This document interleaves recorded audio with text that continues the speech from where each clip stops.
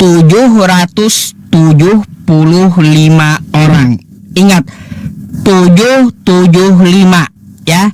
775 Ezra 2. Oke? Coba kalau kita lihat di kitab yang satunya ya. Nehemia 10. Nehemia 7 nomor 10. Bani Arah 652. Ini mana yang betul sih? Bani Arah itu apakah 652 atau 775 sih? Yang mana yang mau diajarkan gitu? Karena kedua-duanya beda. Silakan.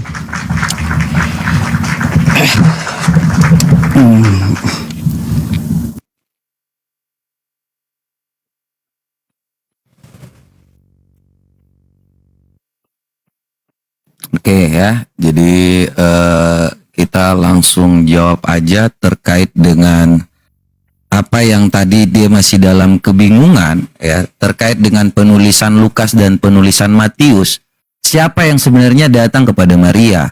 Jadi penyampaian itu jelas, yaitu dari Gabriel, ya, dari malaikat Tuhan kepada Maria, ya. Secara penulisan, ya, jadi orang Kristen itu tahu dengan seksama ya bahwa apa yang mereka tulis tentang firman yang hidup itu ini dalam 1 Yohanes ayat 1 ya. Ya, jadi buat teman-teman semua, ini dari sudut pandang. Justru kesaksian orang itu harus seperti itu, teman-teman. Ya, kalau kita mengenal dengan yang namanya kesaksian, mereka itu melihat dari sudut pandang mereka, menceritakan dari sudut pandang mereka. Ya, Anda melihat angka 69 dari sisi kanan, sisi kiri, tentu akan yang namanya berbeda sudut pandang, tetapi tidak kontradiksi. Ya, itu cara berpikir orang Kristen. Makanya tidak pernah ada dalam sejarah kekristenan satu kitab dengan kitab yang lain itu bertentangan. Apa yang ini ya, 1 Yohanes ayat 1, apa yang telah sejak semula yang telah kami dengar, yang telah kami lihat dengan mata kami, yang telah kami saksikan dengan yang telah kami saksikan dan yang telah kami raba dengan tangan kami tentang firman yang hidup. Itulah yang kami tuliskan. Jadi kalau mereka menyelidiki seperti apapun, mereka melihat seperti apapun, itulah yang mereka tuliskan. Jadi satu sudut pandang dari sebelah kanan, satu sudut pandang dari sebelah kiri, satu dari timur, satu dari barat, itulah yang disaksikan. Ya, makanya dari situ diambil kesimpulan kemudian dituliskan. Apakah itu bertentangan dengan fakta sejarah? Tidak pernah ada seperti yang Anda tuliskan dari yang tadi kitab Esra. Ya, saya tidak tendensius tentang menghitung sekarang.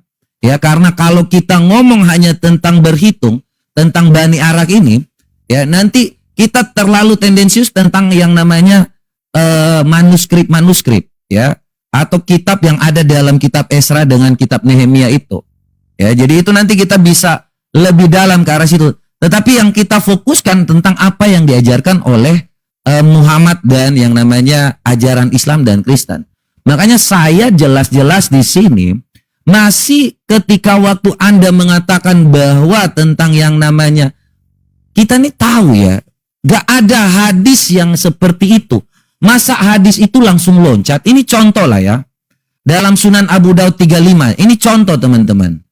Ya, dari ini periwayatannya itu adalah Abu Daud, ya kan?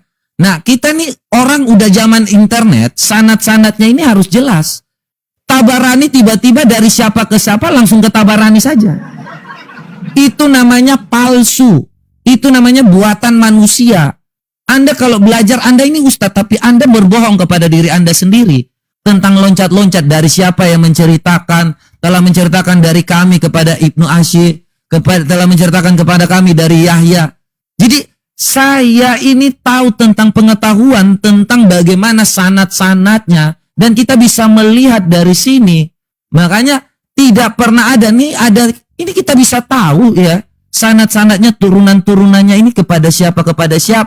Jadi jangan berdusta kalau Muhammad itu dikatakan, dia yang mengatakan, omong kosong Muhammad pernah mengakuinya. Itu tidak benar teman-teman. Tiba-tiba langsung turun ke Tabarani ini, dalilnya itu palsu. Tidak ada dari Ibnu Ishaq langsung turun kepada dia. Tidak ada itu dari siapa, hidup dengan siapa, tidak pernah diketahui. Ya, Jadi kalau Anda juga jangan berdustalah kepada teman-teman semua. Masa Anda memakai dalil langsung loncat dari yang namanya Abu Daud, dari Abdullah bin Mas'ud langsung kepada Abu Daud. Ya, itu ceritanya dari mana? Makanya kalau memang tidak ada, sudahlah. Kita tidak akan melanjutkan pertanyaan itu ya, terkait karena mereka sudah tidak tahu lagi, Muhammad ini tidak pernah mengatakannya. Karena hanya menyampaikan satu dalil saja. Nah, yang menjadi pertanyaan saya selanjutnya, ini satu pertanyaan barulah. Ya, karena Anda tidak bisa menjawab dengan yang namanya ajaran sunat itu. Muhammad tidak pernah mengajarkan. Saya ingin tahu ya, apakah di dalam Islam itu termasuk ajaran jin juga diajarkan ya. Jadi bukan hanya Allahmu ya tentang hukum-hukumnya. Karena ini ya, kalau kita melihat dalam Sunan Abu Daud 35 ini, ya bangsa jin telah datang utusan kepada bangsa jin ya. Wahai Muhammad, laranglah umatmu bersetinja dengan tulang kotoran, ya, tulang apalagi nih, kotoran binatang, arang, ya, karena itu rezeki bagi mereka. Pertanyaan saya mudah ya. Apakah di dalam keislaman itu termasuk ada larangan dari bangsa jin atau bangsa-bangsa lain selain Allah? Ya silakan, itu aja. Ya, ini tentang ajaran fokusnya ya, teman-teman semua.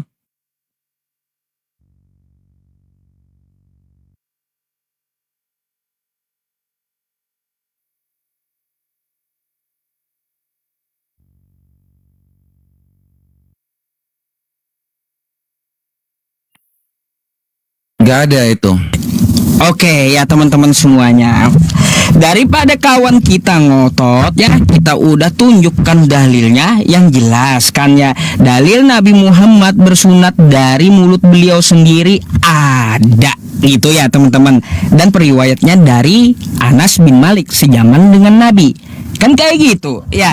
Kalau kita melihat di sini ya teman-teman ya, ada di dalam kitab As-Shaghir gitu ya, dan Al-Awsat diriwayatkan oleh Tabrani. Jadi teman kita ini juga nggak tahu, dia nggak paham kalau loncat seperti itu namanya hadis mursal gitu ya. Aduh.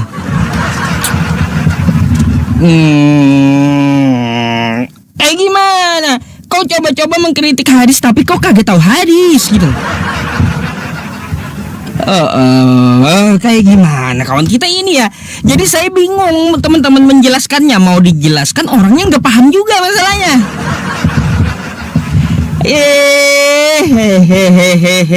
Ya teman-teman semuanya. Jadi ya dapat kita lihat ya, ulama pun banyak juga ya mengutip hadis tersebut. Tuh ya, Qayyim rahimahumullah dalam kitab Jadul Al-Ma'ad juz 1 halaman 18 dan kitab Fatwa Lajnah Daimah rujuk ya, banyak gitu ya. Dah pusing saya kalau sudah ke kitab para ulama ya, dikajinya ya. Saya malas banget dengan Kristen karena mereka nggak bisa baca kitab teman-teman. Kan kayak gitu. Daripada kan ya dia memikirkan tentang masalah hadis tersebut loncat. Coba kitab kau itu dari tangan kau itu dari mana gitu, perawinya siapa? Kayak gini aja dah ya. Tuh ya, Paulus ada meriwayatkan beberapa tulisan. Ya, tersambung nggak ke Yesus? Coba, lebih baik kau pikir itu kan kayak gitu. Ya, dari Yesus turun ke Matius, turun lagi ke siapa sampai ke Paulus. Ayo. Nggak jelas ya teman-teman. Susah-susah gitu mikirin hadis itu yang satu itu ya karena terjawab. Lebih baik dipikirkan aja ya. Dipikirkan aja dari mana tuh sanadnya Paulus, siapa perawinya Paulus sampai Yesus gitu loh.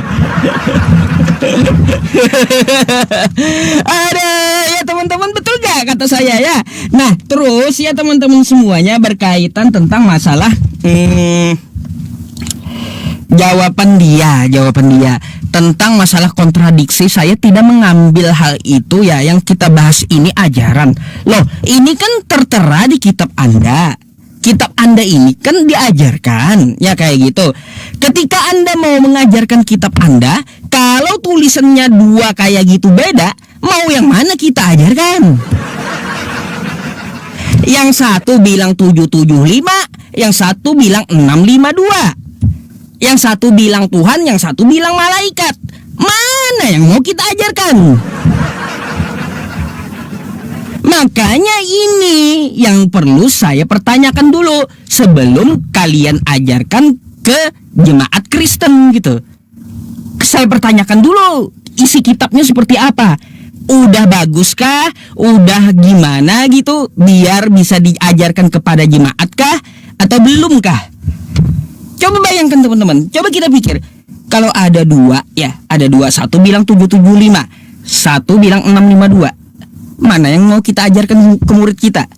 Yang satu bilang Tuhan, yang satu bilang malaikat. Yang mana mau kita sampaikan ke murid kita?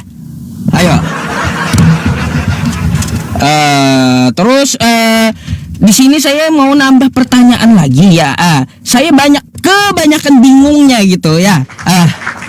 Kebanyakan bingungnya nih ya teman-teman.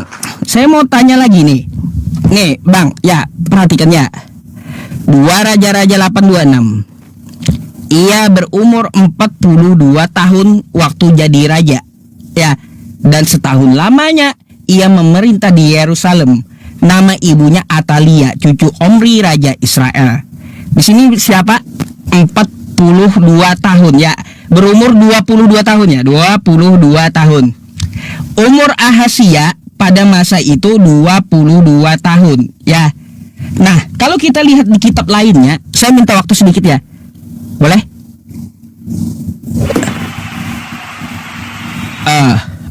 Nah, jadi kalau kita lihat kitab yang lainnya ya.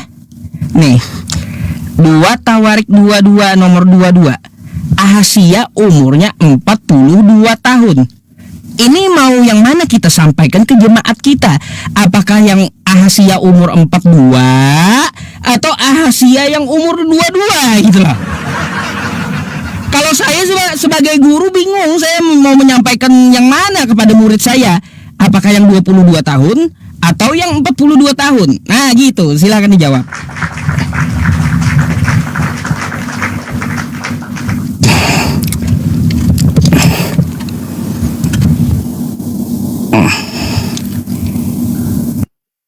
Oh ya, itu kameranya dibalik dulu Pak Ustadz, biar jangan ini. Ya, saya ini tentang ajaran tapi loncatnya kepada kritik teks ya. Ada Alkitab. Jadi apakah saya harus menjawab secara esensinya ya? Karena ini kita lagi ngomong tentang pengajaran. Anda diajarkan untuk sunat. Saya fokusnya kepada pertanyaan saya. Karena seluruh umat Islam di dunia ini merasa bahwa mereka itu mengikuti Muhammad. Makanya saya terus mengatakan apakah Muhammad pernah mengatakan itu? Anda tadi mengajarkan bahwa Anda ini makanya jangan coba-coba untuk menipu saya. Ya, saya ini cukup jelas untuk menerangkan dalam yang namanya sanad. Kalau teman-teman lihat ya di sini ya. Tadi dia mengatakan mursal. Mursal itu gugurnya sanad, teman-teman. Artinya dia sudah tahu bahwa itu tidak dipakai. Ya, ini contohnya teman-teman. Ini kita belajar hadis ketika waktu tanpa langsung kepada sahabat, ya, tapi langsung loncat kepada tabiin, itu langsung sanadnya itu sudah hilang, gugur. Makanya tidak pernah ada dalam sejarah sejarah Muhammad itu mengatakan bahwa dia itu disunat. Tidak pernah ada. Makanya tadi dia harus mengakui bahwa ulama-ulama yang mengarang-arangnya ini ada mursal, ada mu'dal, ada munqadi, ada mu'allaq. Ini gugurnya sanad. Jadi tidak dapat dipakai hadis-hadis seperti itu. Loh, ini apakah saya mau berbohong? Saya Kristen loh, dan saya mengatakan apa adanya. Tidak pernah ada Muhammad itu mengatakan dirinya sunat. Makanya tadi ku bilang bahwa Aisyah itu, ya, Aisyah sendiri pun tidak pernah melihat kemaluan dari Nabi, nih ya kan? Kalau dia pernah melihat bahwa Muhammad itu disunat, setidaknya disampaikan di sini nih ya. Tapi Aisyah pun sendiri tidak pernah melihat kemaluan Muhammad. Ya, ini Ibnu Majah 654. Aku tidak pernah melihat kemaluan Rasulullah SAW sama sekali. Jadi Jadi ini saya lagi bingung. Apakah Muhammad ini disunat dari dalam perut terus hilang semuanya? Kalian ini sebenarnya arahnya mau kemana kita ini sunat ini? Ya, ini Muhammad ini tidak pernah dilihat. Masa seorang istri nggak pernah melihat kemaluannya? Kemaluan Muhammad ini. Karena ini dasarnya, kalau kita lihat ini sanadnya lebih jelas ya. Secara periwayatannya dari Ibnu Majah, kemudian turun kepada dari ini ya.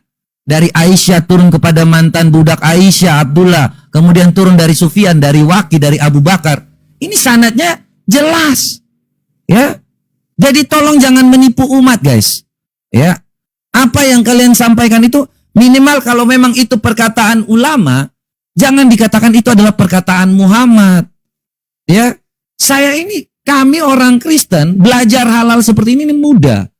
Ya, terkait dengan apa yang tadi Anda tanyakan di Raja-Raja, itu tidak ada esensi dengan tema kita tentang pengajaran. Itu yang saya heran. Ya.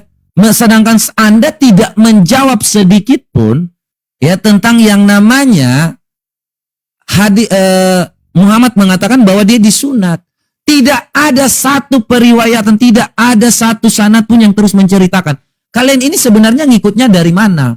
Apakah karena kalian berharap supaya yang namanya bisa sama dengan Yahudi sehingga harus dikatakan, oh kami disunat, Kristen tidak disunat. Hanya kalian yang mau mengatakan seperti itu.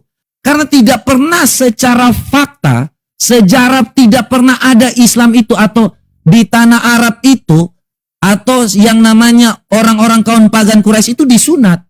Ya, kemudian Islam pun mengajarkan bahwa yang disunat itu juga perempuan. Tidak pernah ada. Makanya apakah ini ajaran dari jin? Tadi ku tanya satu lagi pertanyaanku. Ketika Muhammad diajarkan oleh para jin. Ini Muhammad diajarkan oleh para jin ya. Sunan Abu Daud 35. Telah menceritakan kepada kami ya. Kemudian utusan bangsa jin datang kepada Muhammad. Nih ya. Berkata, wahai Muhammad, laranglah umatmu bersih tinja dengan tulang atau kotoran. Atau arang. Ya. Dan ini larangan teman-teman ya. Karena ini untuk rezeki dari bangsa jin. Makanya ku tanya, apakah Islam ini berdasarkan ajaran dari bangsa jin juga? Mereka ini jin ini termasuk yang namanya umat Islam loh ya. Tolong apakah benar ya yang disampaikan di sini?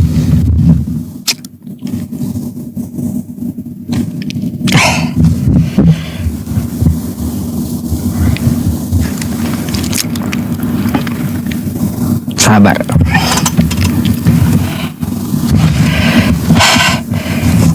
Teman-teman, benar nggak apa kata saya? Kalau saya jelaskan kan nggak paham dia pasti. Jadi gimana caranya gitu ya? Bingung saya teman-teman. Kalaupun kita jelaskan dia nggak akan paham gitu. Jadi harus kayak gimana? Lalu dia buka Google, mursal itu artinya terputus. Ya saya pun tahu gitu. Tahu. Mursal itu artinya terputus langsung dari sahabat Nabi loncat ke tabiin. Tahu. Tapi apakah hadis mursal ini bisa dipakai? Ada klasifikasinya. Gitu. Ada klasifikasinya. Ya. Apakah sahabat Nabi tersebut hidup dengan Rasulullah dan dapat dipercaya? Apakah dia sikoh atau tidak gitu? Ya. Maka kalau dia sikoh bisa dipakai hadisnya. Apalagi kan itu dekat dengan Nabi yang hidup sejaman dengan Nabi langsung, yang mendengar perkataan Nabi langsung gitu loh. Ya, aduh teman-teman, saya agak ini ya teman-teman, agak bingung. Dia mau bahas sanad ya, tapi kitabnya aja kagak ada sanadnya gitu loh. Coba Paulus ya sanad ngambil dari mana? Sampaikah ke Yesus? Kan kayak gitu ya. Paulus ngambil ke Spiritus atau ke atasnya ke Tetanus kan kayak gitu. Saya nggak tahu. Itu kitab dari mana?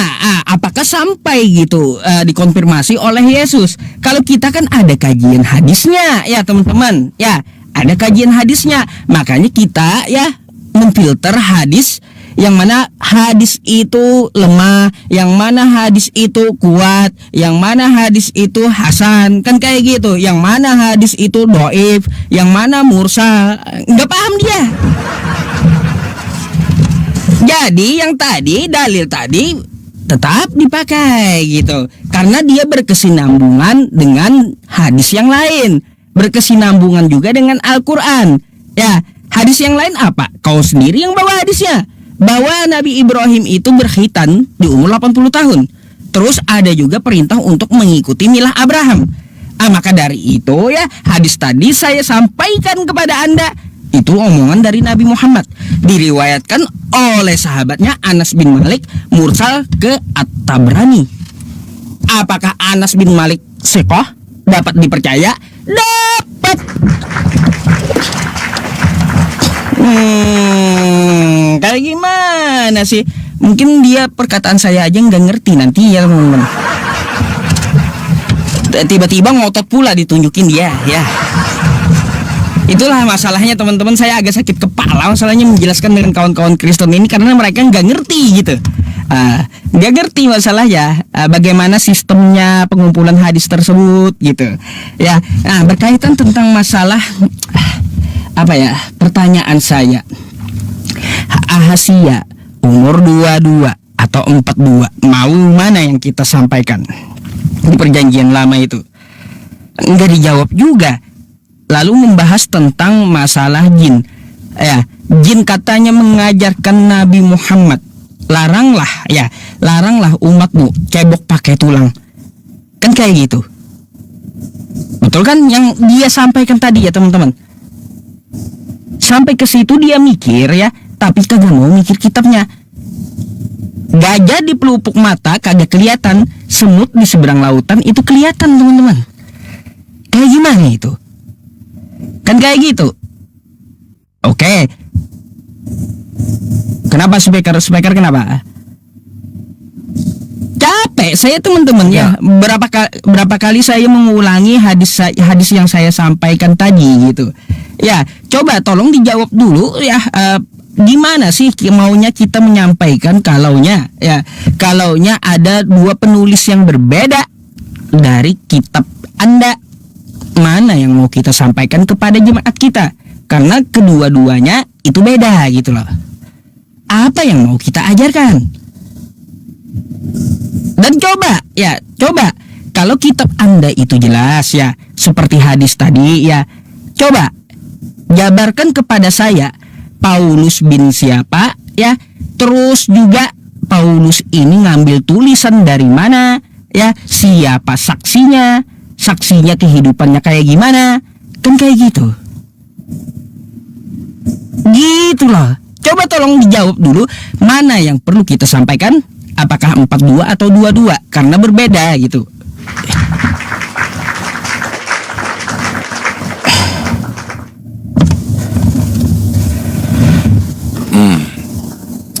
Oke ya. Ini kita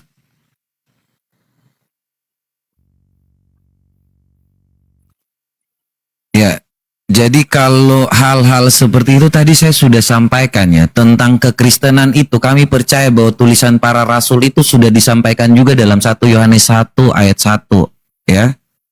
Jadi ini jelas ya, apa yang telah sejak semula kami dengar dengan mata kami, yang telah kami dengar, yang telah kami lihat dengan mata kami, yang telah kami saksikan, dan yang telah kami raba dengan tangan kami tentang firman yang hidup, itulah yang kami tuliskan kepadamu.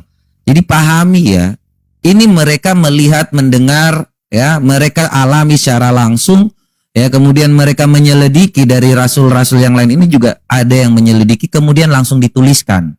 Jadi bukan langsung ngomong-ngomong terus telah menceritakan dari Yesus, tidak seperti itu. Kami polanya tertulis. Ya, makanya kalau tadi Anda berbohong tentang yang namanya jangan berdusta lah, ya, kita di sini untuk mengatakan kebenaran itu kita harus jujur dulu, ya. Janganlah sampai yang membuat ilmu hadis ini hilang dari yang namanya pengajaran. Ini orang-orang semua menonton kita loh Pak Ustadz. Ya, dipikir kita ini orang yang nggak ngerti ketika Anda mengatakan bahwa ilmu hadis ini ada klasifikasinya. Ini dijelas-jelas gugurnya sanad, klasifikasinya Anda mau memakai dalil seperti ini. Ini sudah gugur ketika Anda mengatakan mursal, itu langsung loncat dan nggak bisa langsung dipakai. Ya, tidak ada lagi hal-hal seperti itu. Mursal ialah periwayatan seorang yang langsung ya disampaikan dari Nabi Sallallahu Alaihi Wasallam tanpa menyebutkan. Artinya itu pendapat-pendapat dan dugaan-dugaan saja. Ya, terkait dengan yang Anda sampaikan terkait dengan Ester, Nehemia, raja-raja. Itu esensinya tidak ada dalam pengajaran. Seandainya berubah pun ya tentang hal itu tidak akan mengurangi esensi pengajaran Kristen yang namanya kasih Roh Kudus, Bapa, Putra, dan Roh Kudus itu. Tidak mengurangi esensi dari apa yang Kristen ajarkan tentang kasih. Ya, jadi kita di sini bukan tentang yang namanya critical text. Ya, tetapi kalau tentang sunat, Anda tidak bisa membuktikan sama sekali di sini bahwa Muhammad itu disunat atau tidak. Itu hanya tentang pendapat para ulama. Dan Anda pun tidak bisa menyatakan bahwa semua yang diajarkan, saya sudah menyinggung tadi ya, terkait dengan apa yang saya sampaikan tadi, bahwa Islam ini mengajarkan cebok pakai 3 batu, bahkan pakai tulang, bersih tinja dengan tulang pun, ya, tidak boleh pakai tulang pun. Ini diajarkan dari siapa? Dari jin. Jin mengajari Muhammad. Nih, telah datang utusan dari bangsa jin. Rasulullah SAW seraya berkata mereka kepada Muhammad, ya, wahai Muhammad, laranglah umatmu bersih tinja ya dengan kotoran binatang atau arang, karena sesungguhnya ya Allah wa ta'ala telah menjadikan rejeki kepada kami. Jadi jangan ya ini ya, kemudian Muhammad melakukan apa? Ya, Muhammad pun kemudian melarang umatnya untuk bersetinja dengan yang namanya kotoran. Nah, ini yang menjadi esensi kalian. Kalian ngikutin Nabi kalian. Kenapa dia mengikuti jin? Telah menceritakan dari jin kepada Muhammad. Muhammad menceritakan kepada umat-umatnya ini. Ya, tolong kamu. Ini makanya nggak ada yang disampaikan lagi di sini. Kalau memang sudah mentok di sini, apakah Islam ini juga diajarkan? Bukan hanya dari yang namanya Allah saja, tetapi jin juga melarang. Ini teman-teman kalau baca ya, ini larangan loh. Larangan dari jin. Apakah Islam ini bersekutu dengan yang namanya jin atau iblis juga ini? Makanya ada larangan-larangan. Ya, kemudian Anda tidak bisa menyebutkan bahwa yang namanya Muhammad itu mengatakan dirinya sunat karena kalian tuh hanya mau disama-samakan seperti bangsa Yahudi, biar seperti Abrahamik. Padahal secara fakta sejarah Ibrahim dengan Abraham itu sangat berbeda. Ibrahim disunat umur 80 tahun, Abraham 99 tahun. Ibrahim bapaknya namanya Asar, ya, sedangkan Abraham itu Tera. Apakah ini ajaran kalian, ajaran yang hanya untuk berdusta, ya, supaya kalian mau disama-samakan dengan ajaran Abrahamik? Tolonglah ya, apakah Muhammad itu diajarkan oleh jin? Silakan. Saya kira ini tidak jalan ya diskusinya ya.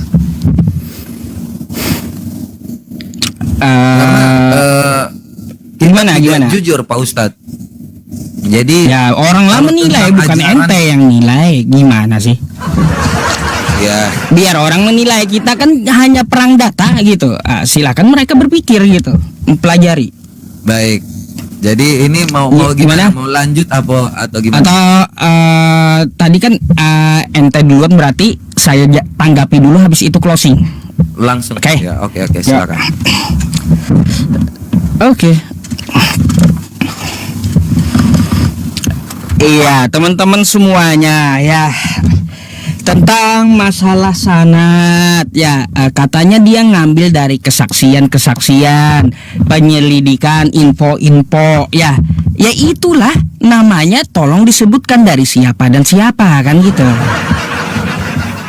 Karena kan Anda juga meminta tadi, katanya itu mursal, putus katanya kan, ya putus ya, dari sahabat Nabi langsung ke tabiin mursal katanya, kayak gitu kan. Anda minta sebutkan nama, siapa sih periwayatnya? Coba Anda sebutkan nama, siapa sih periwayatnya dari Paulus sampai Yesus, kan gitu. Bukan berarti harus ya melihat dan menyelidiki ya, mengambil kesaksian. Cuma seperti itu jawabannya, tapi namanya nggak tahu. Mau kayak gimana teman-teman? Jangan standar ganda gitu loh. Ya, jangan standar ganda gitu untuk masalah. Coba pandang kitab Anda ya kayak gimana. Iya ya, kitab saya ini dari mana kok kagak jelas kayak gini ya. Tiba-tiba Paulus nulis, apakah udah disetujui Yesus atau belum, kan gitu. Ya teman-teman semuanya, makanya saya agak heran ya malam ini tentang diskusi kita memang membahas ajaran gitu ya, membahas ajaran. Ya gimana kita mau mengajarkan teman-teman ya, kalau penulis yang satu dan penulis yang satu itu beda-beda tulisannya kayak gimana. Yang mana mau kita ajarkan? Apakah mengajarkan yang A atau mengajarkan yang B? Susah. Gitu ya, karena beda gitu loh teman-teman ya. Berkaitan tentang hal yang fundamental sebenarnya masih banyak tuh, ada 3 pertanyaan lagi tuh saya siapkan buat dia, tapi nggak apa-apa, nanti akan saya tanyakan kepada Kristen yang lainnya saja gitu ya teman-teman semuanya. Jadi saya hanya menanggapi tentang jawaban dia. Nah, untuk masalah jin ya, masalah jin kata Anda, Nabi Muhammad diajarkan oleh jin? Oh tidak ya.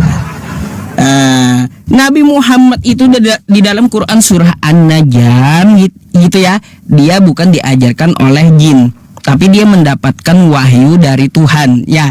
Nah, kalaupun ada jin datang, "Hai Nabi Muhammad ya, jangan kamu makan jangan cebok pakai tulang ya." Apa alasannya? Kan ada kayak gitu. Bukan berarti ya itu ajaran dari jin. Itu jin lagi negur Nabi Muhammad ya. Kayak gimana tuh? Bukan ngajarin. Makanya ya, di dalam agama Islam ada beberapa contoh nih ya kayak teman-temannya. Permisalan aja ya.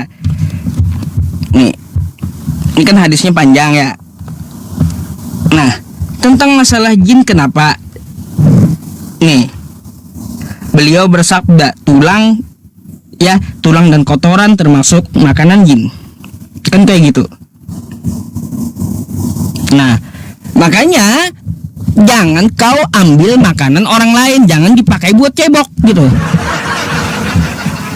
Ya, gelas kau minum setiap hari, kan minum pakai gelas. Lalu tiba-tiba gelas pribadimu ya dipakai orang buat cebok. Kayak gimana? Itu dia protes gitu maksudnya. Aduh.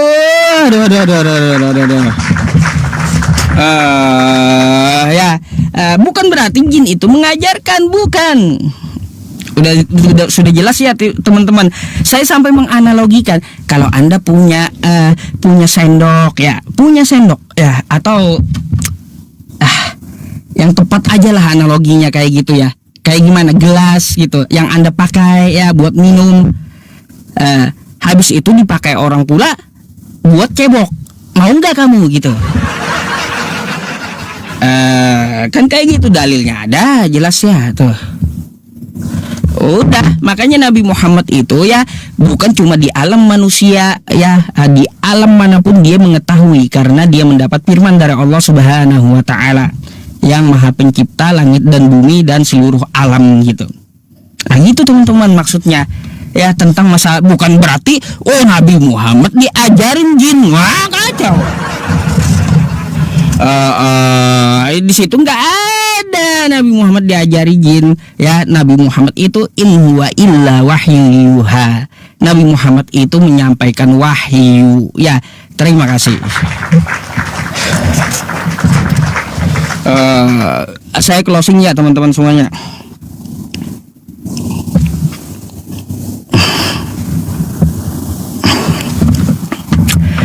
Ya teman-teman semuanya, saya rasa malam hari ini ya pengangkatan temanya memang luas banget gitu, luas banget ya dari diskusi kita ini ya. Tapi ada pelajaran yang patut kita ambil dari diskusi dengan Bang Robert ini ya. Kayak gitu ya. Ada yang perlu kita ambil apa? Contoh seperti penyampaian saya, kan kayak gimana kita mau mengajarkan kepada anak didik kita atau jemaat kita kalau di kitab sucinya kan itu bertabrakan kan kayak gitu. Nah, berkaitan tentang masalah Al-Qur'an kami ya, Al-Qur'an kami tidak pernah ada kontradiksi. Tidak pernah ada kontradiksi. Makanya mudah saya menyampaikan. Karena apa? Satu dasar dari Al-Quran semua muslim sama masalahnya. Kayak gitu. Mudah jadinya penyampaian.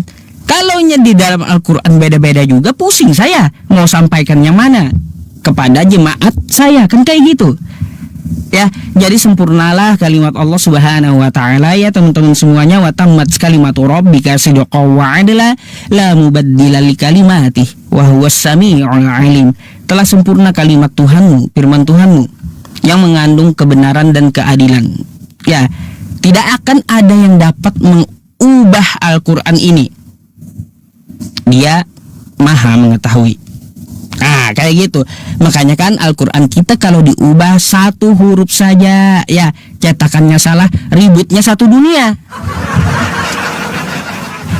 Padahal satu huruf Quran aja yang salah cetak, ributnya seluruh dunia. Itu artinya apa? Menandakan bahwa kitab itu sangat terjaga gitu ya teman-teman. Jadi seperti itu, ambillah hikmah dan ilmu ya malam ini dengan catatan-catatan yang kalian catat yang saya sampaikan. Kita hanya menjawab dengan data ya teman-teman, secara baik juga ya, berdiskusi itu dengan cara yang baik by data kan kayak gitu. Nah makanya saya menampilkan jawaban saya pakai data. Yang jelas kan kita bahas datanya juga, isinya seperti apa kan kayak gitu. Itu top sih ya. Saya suka diskusi kayak gitu. Tapi kalau diskusinya modal bacot ya, itu juga saya nggak suka teman-temannya.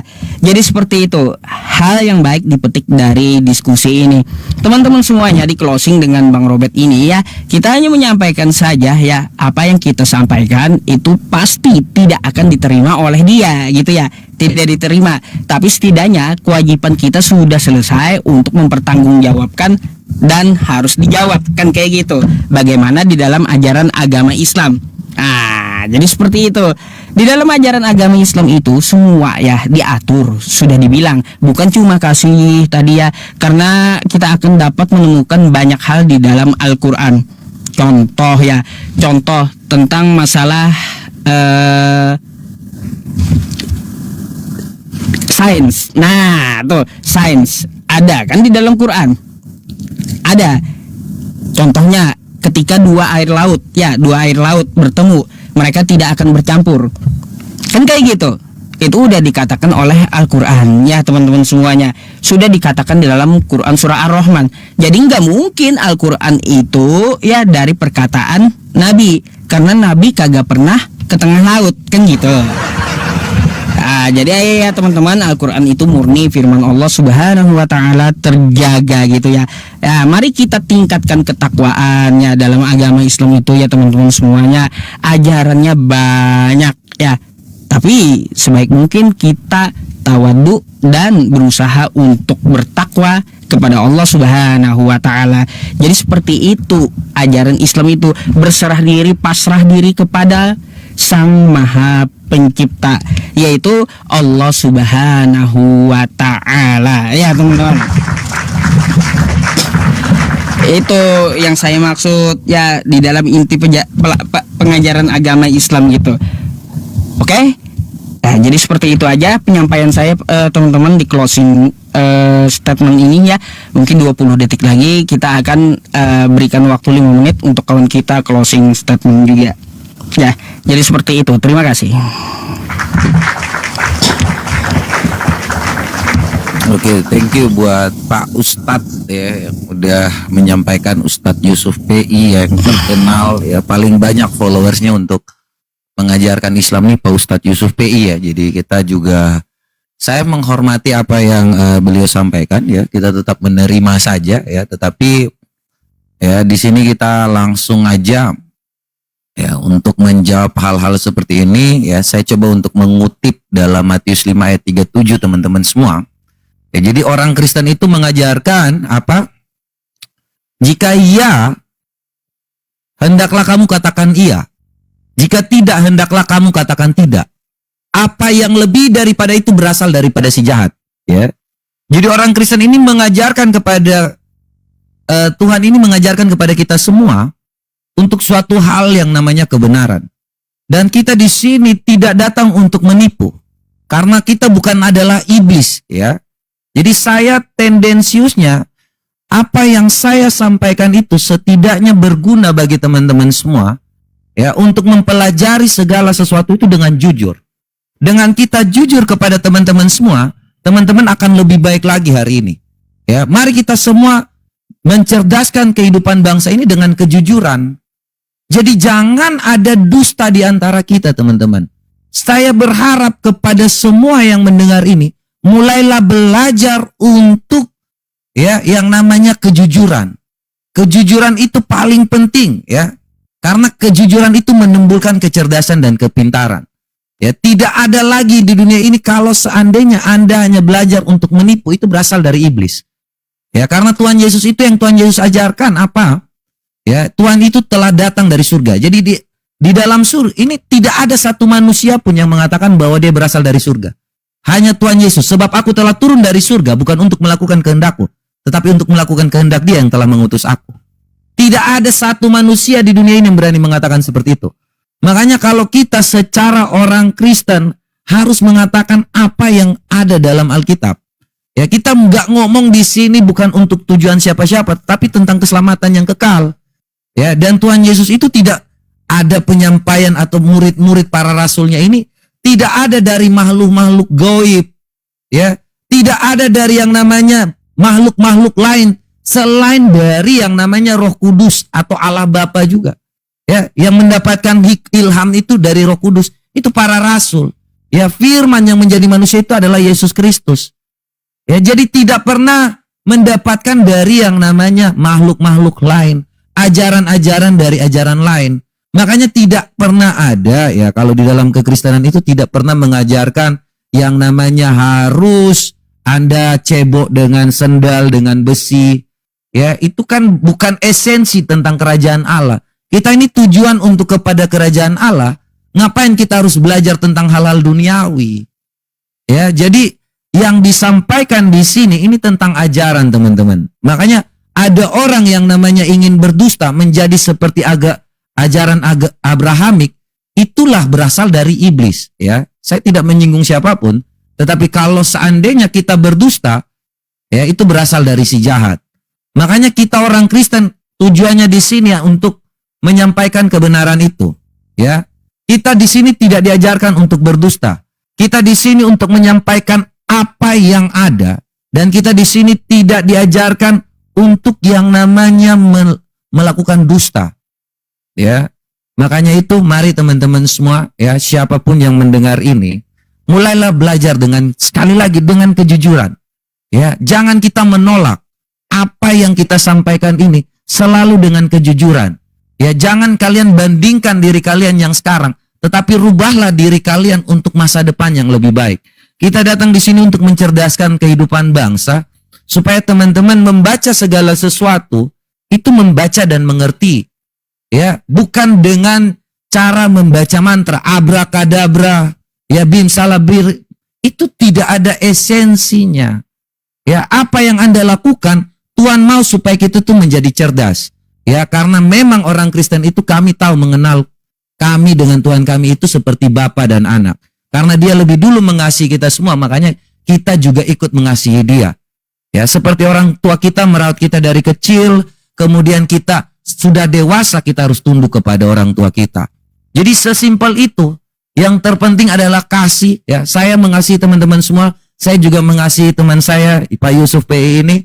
Ya, kiranya apa yang saya sampaikan supaya Anda mau untuk belajar lebih baik lagi ke depannya. Dan teman-teman semua juga yang udah mendengar, baik di Komal ini dan ada di Komal Pak Yusuf PI, ya saya berharap teman-teman belajar untuk jujur dan tidak menolak yang namanya kebenaran. Karena kebenaran itu absolut, berasal dari Tuhan yang benar, dan saya mau supaya kita semua lebih cerdas. Demikian yang dapat saya sampaikan. Tuhan Yesus memberkati kita semua, ya. Oke.